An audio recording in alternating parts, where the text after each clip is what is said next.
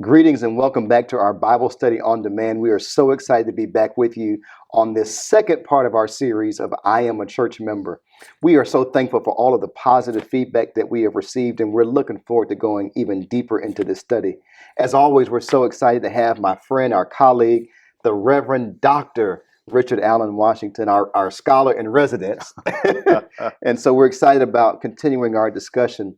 Last week when we started this conversation, we were really looking at how things have changed in this pandemic for all of us, right? Right. Personally at home, for us as pastors and church leaders, for our members especially, in their own personal lives, but also in what this now means for church membership. Correct. And that really was the genesis of this whole Bible study that we've started to look at, which is I Am a Church Member, and really posing the question to ourselves of, am I a church member?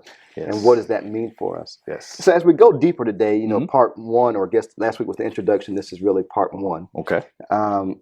Before we really delve into the meat of it, I think it's good to set a foundation. Yes. Of when we're using these terms and throwing out these different phrases, to really define what is membership, what is church membership, and what does that mean? Where did that come from in the context that we're using it for a church member? And I think when we were talking, you've already done some research in that. And I think that's really good and theological that will help some of our viewers to really understand where this came from and the value of church membership. Sure. Yes. So it's interesting that we have so many different variables when it comes to understanding, as Pastor Cooper said, what church membership is and what it means. I think it's important that we go back to the foundation. If you're building a house, you want to have the right kind of foundation on it. And so I want us to go all the way back. We are Methodist. And as Methodist, we come from a Methodist family. Now, there are different strands of Methodism, but we are consistently Methodist. And when you consider two things, where the Methodist Church comes from, God, through Christ, moving along in history, we want to look at what the biblical narrative says a little bit about church membership, where it started, how we recognize it. Because in truth, church membership was really in the Old Testament and it was in the New. And what's unique about it is the church that we know started in Acts chapter 2, Acts 1, chapter 2. The day of Pentecost. Yes, the day of Pentecost, and how people came together. It's interesting, though, you and I were talking a little bit about how the church started, if you want to look at it from that perspective, with people as one. One of my favorite, I keep telling people that the theological genius of Earth, Wind, and Fire and Frankie Beverly and Mays, they are so important to us understanding. They were just not making music to make babies to. They were making music to bring people together. And one of the powerful songs that Frankie Beverly and Mays really helped everyone become stronger in is "We Are One." We are one. Yeah. And it's so churchy, if you will. Like, just think of the lyrics. Why we treat each other this Why way. we treat each other this way. Can't understand why we treat each other the way we do. Those kinds of experiences come from people working together in church and in family, for that matter. We got to be clear on that foundation. So it started out as one. People coming together, giving their best, watch this, for a whole, not in part. That's first. The Christian Fellowship Church starts with people coming together, giving the best that they have for a larger purpose. And if you are honest, that's what pastors are working to do. Help people individually come out of themselves and do something for the greater body. Right now, America needs Americans to come out of being a Democrat, a Republican, or an independent. Absolutely. And do what's best for the population as a whole. Presidents need to get over that. And certainly our cousins who are challenging at times, they also need to come out of doing what's best for them and doing what's best as a whole. It's funny, as you were talking about that, one thing that crossed my mind was just the fact that you do have this sense of everybody coming together, right? Mm-hmm. And our nation's motto, E pluribus unum, from many one, right? That we're all coming together. Right. And we counsel people even in relationships. Right. That one of the challenges of any kind of marriage or relationship is that you've got two individuals Hmm. who are coming from different backgrounds, different life experiences, and we're trying to merge those two to cleave together as one. That's And that's funny. a challenge with just two people. That's And it's funny. the challenge for us as pastors, right? Because you talked about last week how sometimes there's things that we see and experience that y'all don't see. Right. One of the challenges as pastors is that what we're trying to get all of these people from different backgrounds to come together for the common goal and mission of serving and worshiping God, number one, Yes. and supporting and developing each other in the faith. I got something to ask you about. You mentioned how important it is that you are bringing people together in a marriage. Maybe that's why marriages are centered in churches, because it's a miracle to have two flesh become one. And you need God to do it. Right? That's my point. And the point that I'm bringing that up for is that sometimes people can get discouraged in church membership Yes. because of the fact that, well, I don't want to participate in organized religion. I want to participate in the church. Or I'm mad at that church because of this person or that person or whatever happened. That's going to happen because the reality is you're bringing people together. Yes. But we're bringing them together with the idea and the goal of allowing God and God's supernatural power Uh-huh. to work through all of us towards that common goal Wow. of church membership. Yeah. And you mentioned John Wesley because one of the things about Methodism is the fact that it is this face-to-face thing, right? You Mhm. mentioned when we were talking just how, well, any kind of Christianity is a combined type activity. It's a fellowship. It's not meant to be done alone. It's not a solo activity. It's social. Right. Social. Christianity is a social religion, and John Wesley really understood that in order for Christianity to grow, people had to interact with one another. I do want to say this to persons who are saying, "Oh, see, we got to be together, and this pandemic ain't letting us do that." This is not the first time that the Church of the Living God has been virtual. In the New Testament, if you read correct, Paul is writing letters, people, that he's not there.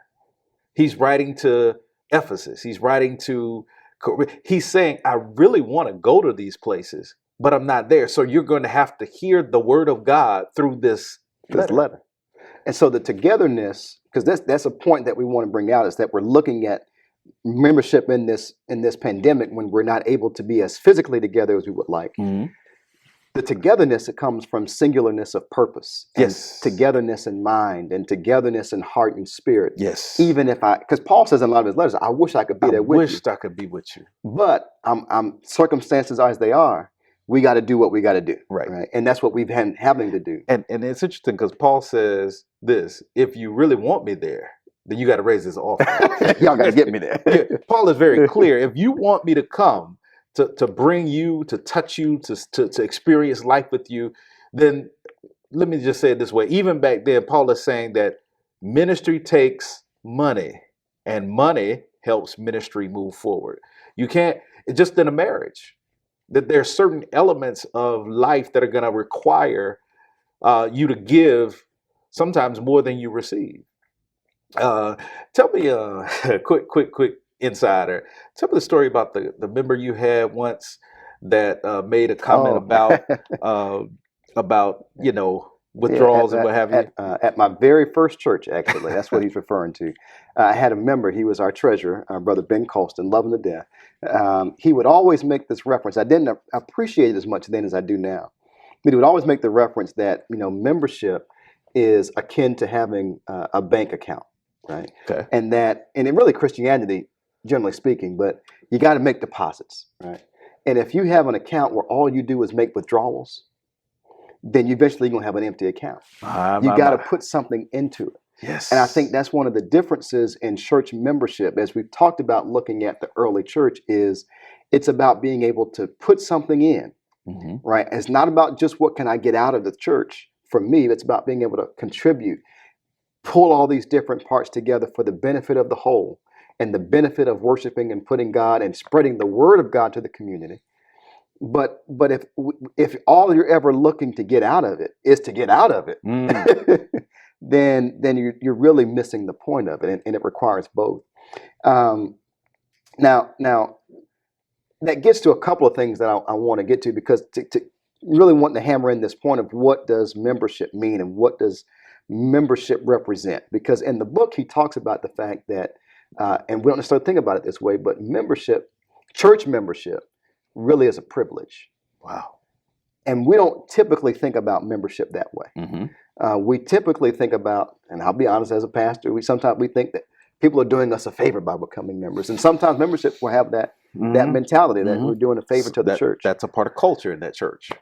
But when we understand that the church is God's gift to us, and membership in the church is a gift, then we understand that membership really is about something more deep theologically. And you actually talked about that when we were in the office. Just the origins of membership are much deeper than just walking down the aisle. Right? So check this out. When you talk about the origins of membership, where does it all begin? Of course, we've said Old and New Testament had church memberships, if you will, in it. It's been virtual. Church membership really begins with you not walking down the aisle per se, but with you dealing with the fact that you are having a new life by accepting that Jesus Christ is your Lord. Church membership begins the moment you embrace the baptism of the Holy Spirit in your life. The word says that when we become believers in that, we become new creatures and old things have passed away.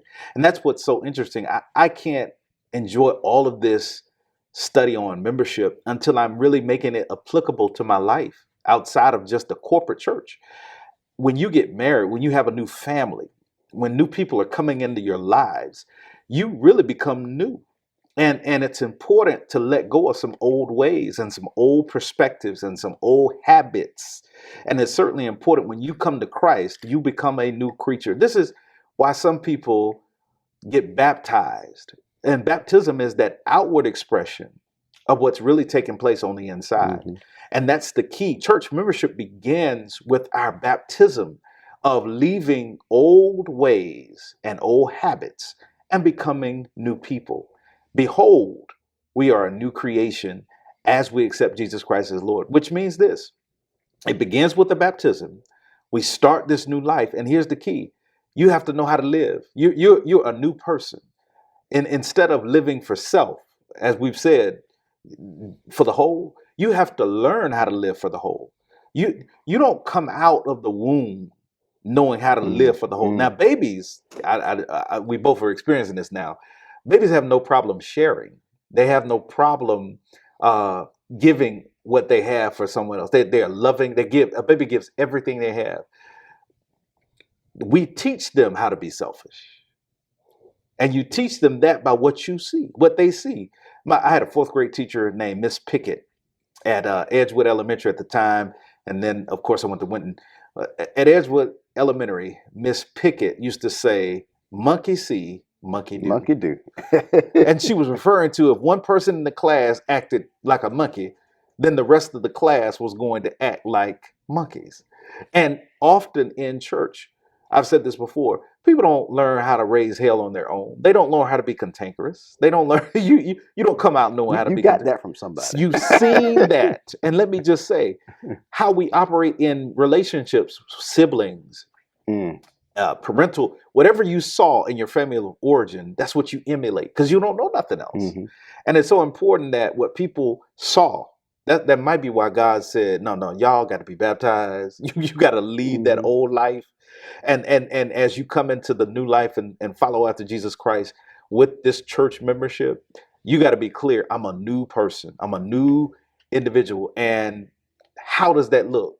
Country club or? So it's funny you mentioned that, right? Because I think when you think about having a new mentality and a new approach, a new mindset as it relates to ministry, it does involve removing some of the old mentality. And to your point, right, we use this term membership in so many different areas of our lives. Yes. Some of us are members of fraternities or sororities or other civic organizations, or as he talks about in the book, country club membership versus church membership. Right. And there's a difference. There's a big difference between country club membership or civic organization membership and membership in a church. When you're a member of a country club, you pay a fee or you pay your membership dues, whatever they call them, and you are served.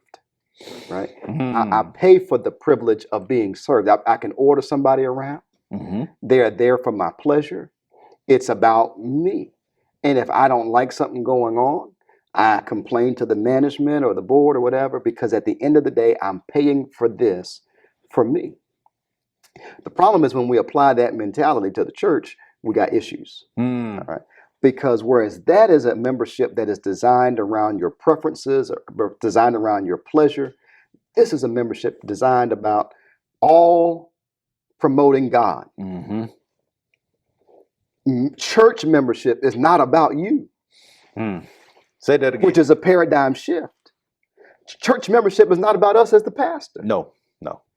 We all have the privilege. That's what I was getting at with privilege. We all have the privilege and the opportunity to be a part of God's church, a part of God's ministry, and to help promote the gospel to all of the world. It's a privilege. It's an honor. How do we get that privilege? What happened? When Christ gave us the privilege, Mm-hmm. when Christ gave us the church, So if that's the case, then we don't own the church. we don't own it, and members don't own it. This is about us helping to promote God's church. So if we don't own it, the members don't own it. Why do we, and I'm talking about not just pastors, but why do people, let me say that way, why do people struggle with understanding that it's not mine? And I think that that mentality you're talking about speaks to that. That if you have a it's my way or the highway, or I'm gonna do what's best for what I think is the church's responsibility, that speaks to your particular need, desire to possess something that does not That belong doesn't to you. belong to. We're stewards, right? And the idea of stewardship goes beyond just money. Yes. We are stewards of St. John, Yes. Allen Temple. Yes. Our members are likewise fellow stewards in that. Yes. You've heard me say before, we have a rule at Allen Temple that nobody's in charge of anything. Pastor Cooper's not in charge. I bear ultimate responsibility. Say that again. I bear ultimate responsibility. Why so?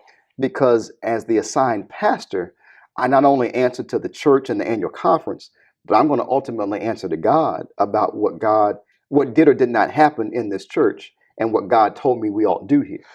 But now that being said, it's not about, power or flexing or anything. Right. And when we delegate things to other members, it's about being able to share responsibility. So you got responsibility over this area or that area.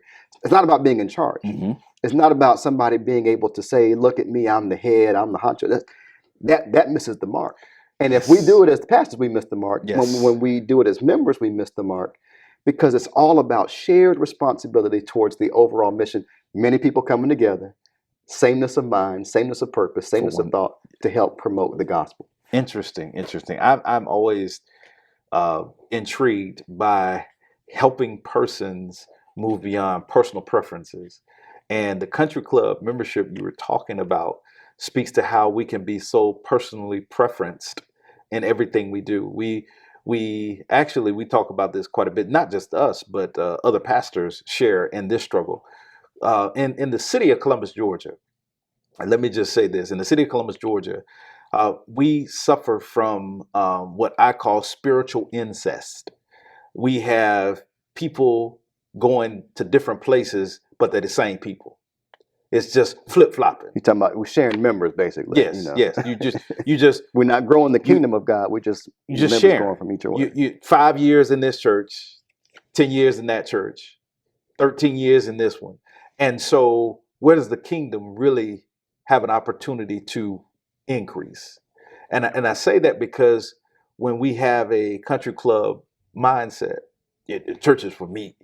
I'm gonna go to Allen Temple because I like the way they give me this, and then I'm gonna change over after a little while and go to this church because I like the way they give me that, and it becomes this I call it the Western consumer capitalistic idea that people are just going where they can be, as you say, served. Mm-hmm.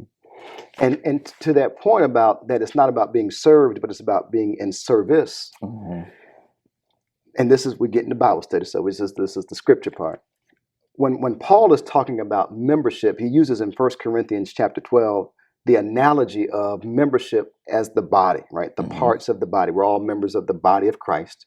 We're members of a body, like you have parts of your body.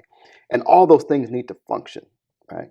And that's really what chapter 1 of the book is talking about, being Mm-hmm. a functioning member. So we've laid the foundation of what membership is. What it is. So we get that right paradigm, understanding that this differs from maybe some membership in other areas of your life. But now this membership has to be functioning. Functioning. Yes. And you get not only, ironically, you'll get more out of it, right? Deposits and withdrawals when you are a functioning member. Right. And when Paul is laying out, and we're going to read it for you, Joe, maybe you can get it and read it for us. When Paul is laying out this analogy of membership as the bodies of or using the analogy of the parts of a body, what he emphasizes is that all of the parts are necessary. Mm.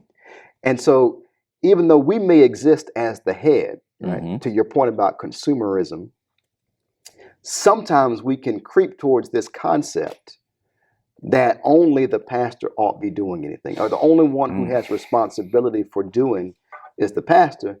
And I'll just say it because I know people thinking, and I'm just going to say it, because the pastor getting paid, and that's a misunderstanding I'm gonna of come out my what glasses happens on there. this one. But what we want to help people to understand is if you have a body and the only thing that moves is the head, and the rest of the body doesn't do anything, that body is stuck in a state of paralysis. Yes. And when you have an organization, a church, where the only thing moving or functioning is the head, it can be nice and comfortable to sit back and say, well, I want this way, and I want to have it that way, and I want it. That's nice, but the reason the church can't grow and move forward and expand and do things is because we need the parts to function, right?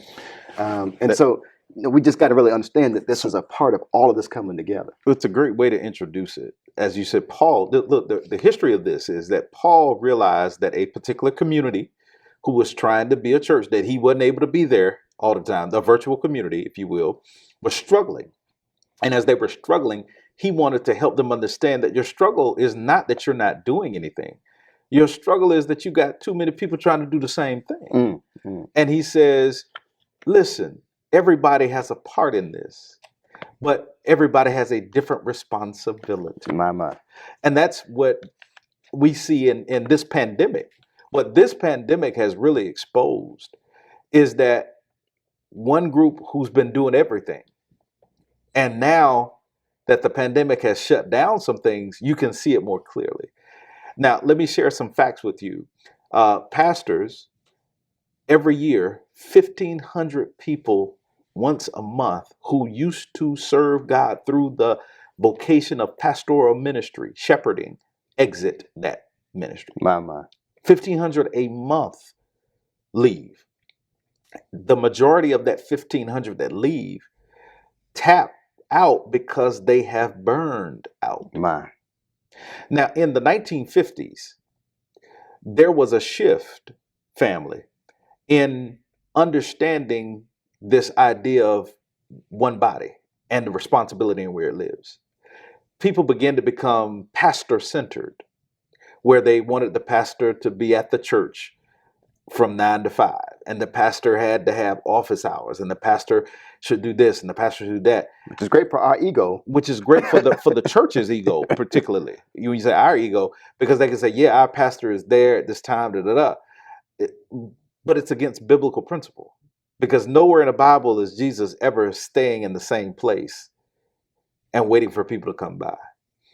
Pastors who leave ministry often say, I'm burnt out, I'm tired, because the weight of trying to meet certain expectations. To be everything to everybody. At the same time. You got some, and see, the pandemic has exposed this, because we have some people that want you to call them. Then you have some people that want you to text them. Then you have some people that want you to email. Then you have some people, and that they're all of... And our desire to please, we try to do all of it. You try to do all of it. and as you're trying to do all of it, you are run short. And then you have persons who, in the middle of you doing all of it, they'll tell you critically, or you should be doing it this way, or you should be doing it that. And that goes back to what we said last week, which is you don't see what we see. And so as people don't see, they're part of the body, yes. And they admit, I'm a part of the body. I want to be a part, but I'm not really doing what I'm gifted to do. And I think, we're going to get to being a unifying member on next week, which that's to come. We're going to talk about that. But I think to the point that you're making is that there's a lot of things that I know personally I would love to do or have at Allen Temple or St. John. Yeah. The challenge is that there's nobody to do it right now. Right. Even before the pandemic, right? That Right. was the challenge of just finding people to do it. And I would love to be able to have this or have that or what you may see at another ministry. But I just don't have the capacity to take on another thing right now, right? Mm-hmm. I may not have the capacity to add another thing to my to-do list. And I'm sure the same thing is true with you. But that's the beauty of membership, is that there's more of us than there is of me. Yes. As much as I may wish that I was all of that and want to toot my own horn, Right. we recognize our own limitations. And the beautiful thing is God is so wise, is he never told us to do it on your own. We saw that last week Yeah. with Moses. There's some people here that can help lift your arms up. And there's some things that the church needs to be able to accomplish. And Pastor, it's not about you doing it all on your own. It's about being able to have persons who are more qualified and there's so many talented folks. Y'all, you watching right now, you are talented and qualified and capable and competent, and we want to use you. In fact, before I do that, I want to read the text for people so that everybody can hear it and know exactly what we're talking about. 1 Corinthians chapter 12, and starting at verse 12, I'm reading from the New International Version, which reads, "Just as a body, though one, has many parts, but all of its many parts form one body, so it is with Christ. For we were all baptized by one Spirit, so as to form one body." I think you just talked about baptism. "Whether Jews or Gentiles, slave or free, and we were all given the one Spirit to drink. Even so, the body is not made up of one part, but of many. Now, if the foot should say, 'Because I am not a hand, I do not belong to the body,' My. it would not for that reason stop being part of the body. And if the ear should say, 'Because I am not an eye, I do not belong to the body,' it would not for that reason stop being part of the body. If the whole body were an eye, where would the sense of hearing be? And if the whole body were an ear, where would the sense of smell be? But in fact, God has placed the parts in the body, every one of them, just as he wanted them to be. If they were all one part, where would the body be? As it is, there are many parts, but one body." And that's the whole point of understanding membership. And just as those parts of the body are there to support the body, the key is they need to be functioning.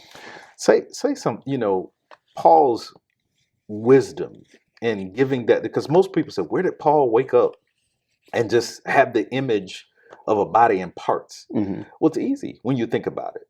What other entity actually has to, if it's going to move, if it's going to be productive, what other being has to have all the parts working, doing different things other than the body? What the church has to recognize is, and if one part doesn't work, you're gonna be sick. You gonna pass out. Yeah, we come to see you in the hospital, right? What Paul is genius to do that, and here's what's so unique. This isn't just about family. This isn't just about a congregation. In your own family, in the relationships you have with people you love, that you say you are connected to and wanting to move forward, there is something you got to recognize. You can't do what everybody else is doing. And as we said earlier, what are you doing to make your family better? Are you participating, or are you just consuming? And if you aren't doing it here, we know you're not going to do it there. So the church is trying its best to help you become a better family member, to help you become a better child, a better spouse, a better friend. And you learn that within the church experience. And to your point about, how do we do this? How does this play out? How does this come into fruition? How does this manifest it, rather? And that's really the essence of what we're talking about. Is obviously we recognize in the pandemic we've been forced to be more virtual. We've been forced to be socially distanced, if you will, and we've adapted, right? And we're doing the best we can. How do we now function? Right? This was a challenge, if we're honest, before the pandemic. It really was. Right? It was coming. This was coming. How do we get, as leaders, how do we get people engaged, connected, involved in the church? and you had some people who were, but we wanted to get other people involved, kind of off the sidelines, off the bench, if you will, get in the game. We were trying to do that. And then the pandemic happened, right? And now it's okay. Some people that were in the game, that were active and involved, are like, hey, this is different. This is weird. This is uncomfortable. This is unfamiliar. I don't even know how to connect with that. I mean, I may get an email or a text or a call or whatever, and that's nice. But how do I function? How do I engage now as a member in this, dare I say, disconnected environment? I hate to use that term. That's not really the best term. This less connected. Let's say that, less connected. I think it's important that everyone understands that the pandemic didn't just show up. God was sending messages to the communities of faith and to the culture that change was coming. And that change, if you look at the dynamics, if you don't believe me, you look at the dynamics of church membership from 1950, when it was at an all-time high. 180 million families were a part of a Everybody went church to connected. From the 1950s to the 1970s, it dropped from over 70% to 68% family. So you saw a drop. From the 70s to the 90s, you saw a sporadic. It would be up some decades and then down other decades. What was changing, this has been coming. What was changing was it preaching? No. Was it worship? No. Was it music? No. People want to put it on that. People say the pastors changed. They are different now. They are no longer all married. They're now single. You know, the women are preaching, all that kind of stuff. But the music changed. You know, we went from wearing robes to wearing this, that. We went from the praise, went from the choir to the praise team, and then from the praise team to just music. You know, so what they're trying to put it off on everything. But you know what really is the cause? What's the cause of the decline? What we're talking about right now. Disengaged. What has contributed to the decline is that people have not taken their responsibility to the body seriously. And this is what the pandemic has brought out.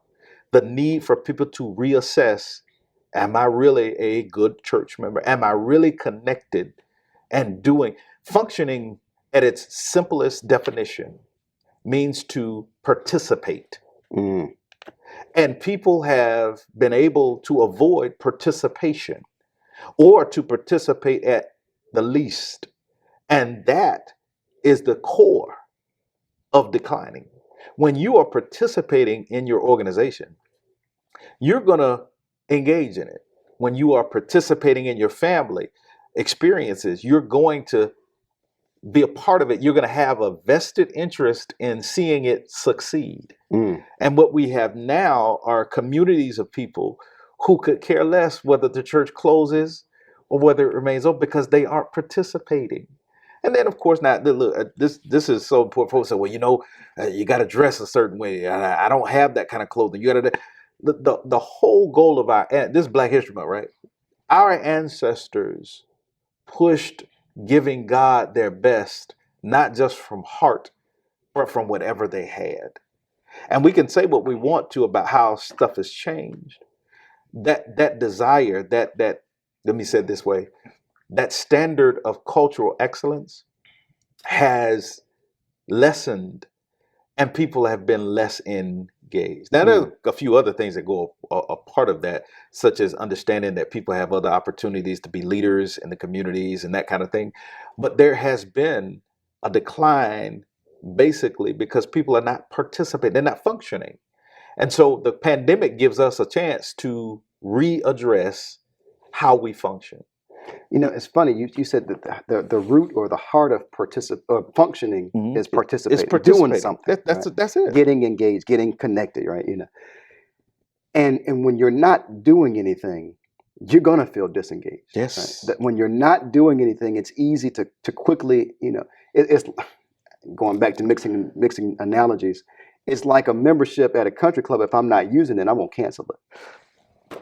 Yeah. And if I'm not engaged, if I'm not a part of what's going on there, I'm quick to just be like, I don't need that anymore. I don't need it. Yeah. And part of it is, yes, I know we got a lot more things going on in the world now. We got more demands on our jobs and our families and our communities. There's a lot of things pulling us every which way. Totally and wholly sensitive to that. When I was growing up, Bishop Ming Your friend, Bishop DGK. DGK Meg. DGK Meg. Um, he had in his house, when you walk into the kitchen, there was this sign, and it said on there, "We do what we value most." My. And I never understood it. I finally asked Mother Meg. I said, "What My. does this mean?" And she explained. She said, "Well, what's something that you enjoy?" I said, "Well, I like playing video games." She said, "Well, if video games are something that you want to do, you value, you find time to play those video games. You find time to make a way to do what you want to do." And now I say it all the time. It's just stuck with me. I say to my wife, I say, "We do what we value most. We do." So don't tell me you don't have time. No, if it's important to you, you find a way to do what you value most. And if membership and serving God is important to us, we'll find a way to do it. But some of the attraction is, or some of the attraction to some ministries, I'll put it this way, is I don't want to have to do anything. So stay right there. That saying and how you make it live in your family life. Remember, this ain't just corporate, family. When you make that live, it's really what Jesus says. Where your heart is, there your treasure will be also. And treasure ain't just money. Treasure. If you don't spend any time participating, functioning with church experiences, if the only time you connect with the church family is once a week on a virtual outlet, if you're not praying when the church has opportunities to pray, if you're not engaging in watching Bible study on demand or any other, if there is absolutely nothing that you're doing to participate, to function, like you said, that membership is going to be canceled, and it's going to later on go evaporate. We have to work, as you said, at making God priority, making the community of faith a priority in your life. Now you just made me think of something because I can hear it through the airways. I can hear it through the air. Before somebody takes that and runs the whole, well, my membership getting canceled. It's not me canceling it. All right. To me, it's kind of like a gym membership. I can go sign up for the membership, pay $30 a month, whatever it is. And if I don't go to the gym, if I don't make it a priority to go and they got the stuff there. If you don't participate, we're providing it for you. Yeah, if you don't participate, you can't get mad at the gym because you didn't lose weight. Yeah, say that. You can't get mad at the gym because you choose not to engage in what you said you wanted when you became a member. Yeah. And so where the value comes is that yes, the church has a responsibility to provide opportunities to engage, but there's also a responsibility on the other side to engage. That's the part that we are missing, and I know we got to go. The part that people are missing is that to function means that you are doing your part. You are responsible for making your home spiritually more effective, more productive. It's interesting that the only time folk will reach out to you is what? When somebody's dead? Maybe. When somebody is sick? Maybe.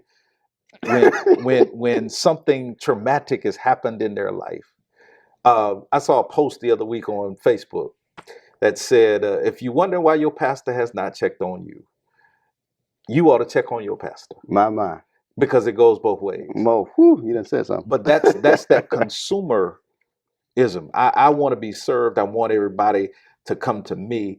And I'll be honest, when people have that kind of mindset, that's why they ain't got nobody at home. Because if it's always about you, child, who gon' no, let us be honest. If all you're doing is receiving, withdrawing, as a church member, nobody wants to. No. So there's a question that my family and I shared. How have I made today easier for you? Wow. Say that one more time, because I think we all need to apply that to our lives. Yeah. Our relationships. When we are concluding the day, the question to the family. That's an accountability check. You get what I'm saying? The question is, how have I made this day easier for you? And you gotta hear what individual says. And be ready for the response. That's what I'm saying. Because that's accountability, that's responsibility. So I need, you know what, maybe that's the way we can end today. How have we made our churches better today? Did we pray? I think that's perfect, because the question on how do I function now, Mm-hmm. it may require some creativity, some out of the box thinking. And I think one of the ways is, how can I make my church better? Yes. How can I make things easier for us to be able to accomplish the mission of expanding the gospel? And it could be something as simple as, hey, Pastor, I realize we need, I don't know, a Sunday school, and I'm going to own it. I'm not going to ask you to do it. I'm not going to put it on your to-do list. I just want to get permission to do the Zoom, and I'm going to own it. I'm going to teach it. I'm going to do it every week. I may ask you to put the word out, but I'm going to own this, and I'm going to help make the church better because of that. Yeah. Or maybe I don't know. Maybe I'm going to help dress the altar during the week when nobody else is here, and that's going to be my thing, and I'm going to do that to help make church better. And I might not be comfortable coming to church on Sunday yet, but I can do it during the week when nobody else is there. Mm-hmm. I'm comfortable with that, but that's my way of doing it. It may require you coming up with some things and being creative to find what works for you, but for you to be able to apply the question, how can I make this thing better? How? And pray on it. How? And maybe I have to do it in a different way, just like we're doing everything differently. Yeah. We understand that. But what can work for me or you to be able to say, you know what? I want my membership to mean something. Yeah. I want my membership to be functional. I don't want to just have a gym membership that's taking $30 out my account every month, and I'm going, man, I ain't even used that. And thing. I'm overweight. And because I'm speaking from experience. Don't judge me. Y'all did the same thing. Don't even go there. But how can I, and in your personal life, what have I done mm-hmm. this week, this month, this year, today, to make my family better, to make life easier on my spouse, to make my church better? Mm-hmm. We appreciate the financial support. Trust me, we need this. And ministry needs money, and we need it. But I also need you. Yeah, because you matter and you contribute that much more to what makes this place a success. And that place is St. John and Allen Temple. Yeah. We really desire for God.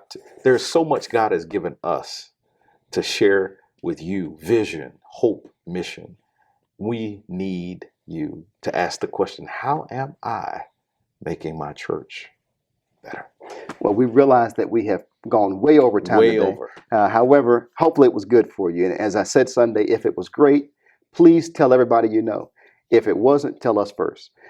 We hope that you are getting something out of this. We hope that this is meaningful to you.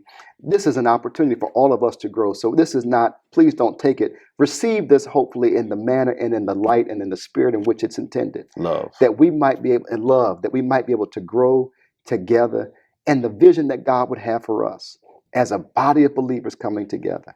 And as you ask yourself the question, am I a church member? And we get to the answer of yes. Ask that question that Pastor Dr. Washington has posed to us. What have I done? What can I do to make life better for my family, mm-hmm. for my church, for my community? What have I done? Look in the mirror first, and I declare you'll see there where you can start to function. As always, we appreciate you joining with us.